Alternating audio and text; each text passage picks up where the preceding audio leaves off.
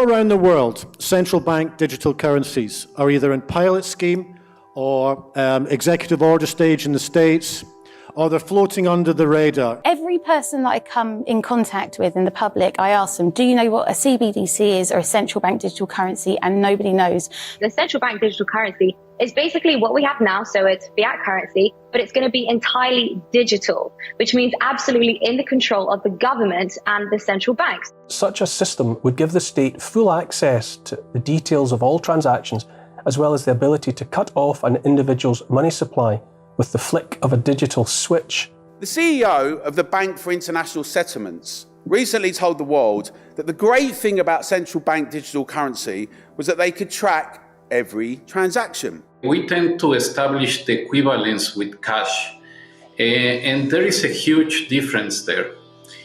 For example, in cash, we don't know, for example, who's using a $100 bill today. We don't know who is using a 1,000 peso bill today.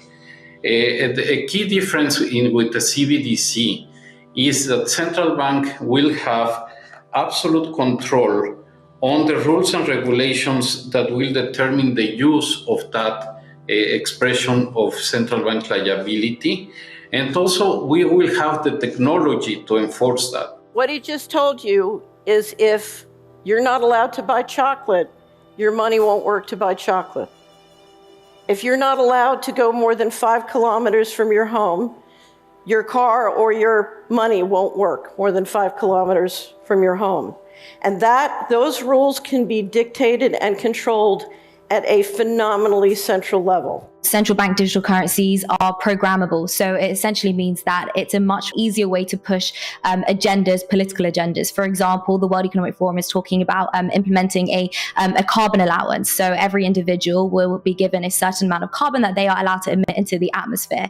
With a central bank digital currency, this becomes far more efficient because with a click of a button, you literally just program the money. And so if for whatever reason you buy too many burgers, too many sausages one week, when you go to fill up your car, your money could be cancelled. It could get declined simply because you use too much of your carbon allowance, essentially. Or even if you go to buy a plane ticket, it could get cancelled. So it's much easier to push forward political agendas and political ideologies when you have money which is programmable with just a click of a button. It actually gives government pretty much total control over our lives because they can just press a button and close our bank accounts. No, they wouldn't do that now, would they? Well, think about it.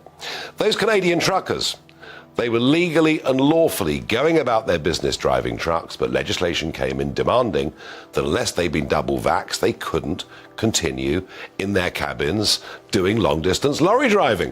And they protested, and in the end, their bank accounts were closed down by the Canadian government. Canadian Prime Minister Justin Trudeau invoking emergency powers against the truckers who are protesting vaccine mandates. Banks can now freeze their personal accounts.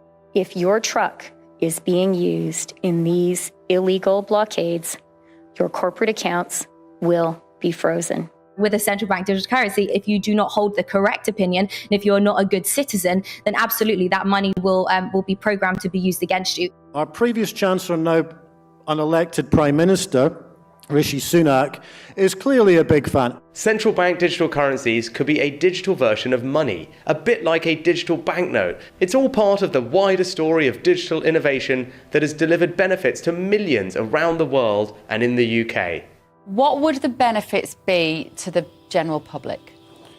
Ease of use, I think, would be the only benefit. Convenience. Convenience, and that's how they're going to sell it. The arguments for it are clear. It'll be quick, easy, cheap to transact. There'll be no problems at all, no loose change lying around. There'll be lots and lots of arguments for it. But they won't tell you everything else. They won't tell you how it will be programmed. They won't tell you that it's a spy coin. They won't tell you that they're trying to phase out cash and that they want to track absolutely everything that you're doing. The cons definitely outweigh any type of pros when it comes to, programming it for benefits and things like that. Because the money can also expire. Not enough people talk about that. During times of economic uncertainty, central banks like to print more money in order to stimulate the economy. But we could get to a point where instead of printing money, they say, well, if you don't spend 10% of your savings in the next 3 months, then this money is going to expire simply because they need that money to change hands. If I want to double taxes and just take it out of your account, no problem. They can take your taxes out without you having to bother to pay. They can decide what comes to them first. This is Richard Werner, the top academic scholar in the world on central banking. Also, they never talk about the nature of this CBDC. What is it actually going to look like? They never talk about that. Right. But I heard one European central banker tell me what it's going to look like. He saw it. He was invited to one of the old central banks in Europe that are very much promoting this. They showed him.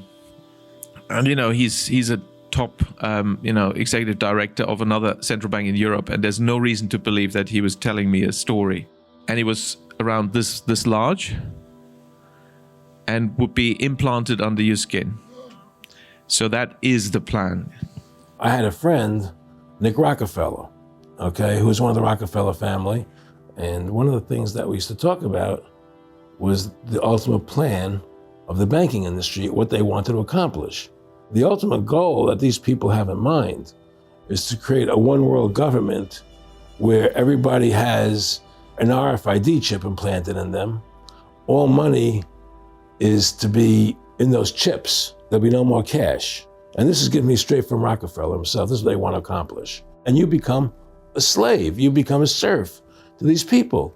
That's their goal. The goal of this manipulation, and has been for a very long time, is to get the world population to see as a good idea, or the only option in given circumstances that are manipulated into place, the creation of a one world government, a world central bank which would administer all financial transactions on the planet, a world currency which wouldn't be coins and notes, it would be merely electronic, cashless society for which there are fundamental implications for freedom, and a microchipped population linked to a global computer, the latter of which sounds bizarre to many people on first hearing, except that we are ridiculously close to it and the technology already exists. Tony Danner is standing at a new frontier in technology. The chip in his hand allows him to start his car, open doors, log onto his computer, and buy snacks in the break room, all with just a swipe of his hand. You scan it at the kiosk, it comes up on the kiosk, and then to finalize your payment, you'll put your RFID chip. The most cutting-edge thing about Hannes Huerblad isn't the phone in his hand, it's the microchip actually in his hand.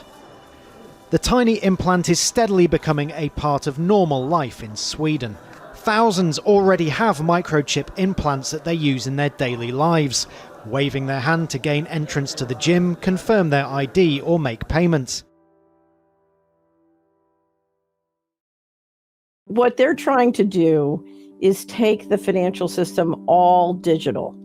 And we're trying to prevent that from happening because, and I don't care whether it's a central bank digital currency or your Visa card, once you have 100% digital, then you can have central digital control. Using cash is one of the things we can do to make sure the hurdle will be higher for the central planners to introduce the CBDC. Use cash every day if you can. If you can persuade 10 members of your friends and family to do the same, and then persuade 10 members of their family or friends, and we spread this virally, there would be a revolution. We have the power individually to shift the entire state of affairs. We have the power to stop this. We do. The only way this can succeed is if people like you and people like me sit on our ass, sit on the couch, don't get up, don't show up, and go along with it. If you look at the global control grid, it is us, we the people, who are financing it. We are going to work and we are building it. We are spending money in it. We are supporting it. We are supporting the people who are leading it. And we have the power to stop because they are few and we are many. And if we just stop helping, they can't do it. Everybody has power.